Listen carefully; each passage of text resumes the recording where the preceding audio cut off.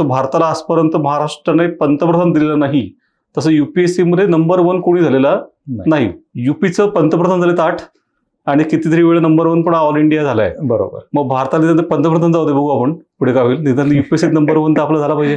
Post काढायची आपल्याला, हे लक्षात ठेवलं पाहिजे. पोस्ट काढायची म्हणजे तिन्ही काढायचे, पूर्व, मुख्य आणि मुलाखत. त्या मग तिन्हीचा इंटिग्रेटेड अभ्यास करावा लागेल. नुसती पूर्वकडून उपयोग नाही, कारण पुढच्या टप्प्यात नाही पास झालं तर पूर्वकडून उपयोग नाही. बरोबर. उलट पूर्वच काढता नाही तर पुढच्या अभ्यासाचा उपयोगच काय. तर युपीएससीत आपण बघितलं तर टॉपर जे असतात त्या प्रत्येकाचा ऑप्शनल विषय हा वेगळा आहे. बरोबर. याचा अर्थ काय, त्या विषयांनी ते टॉपर नाही झालेत, त्यांच्या अभ्यासाने तो विषय वरती आलाय. आता सगळ्यांचा विषय एकच असतं ना.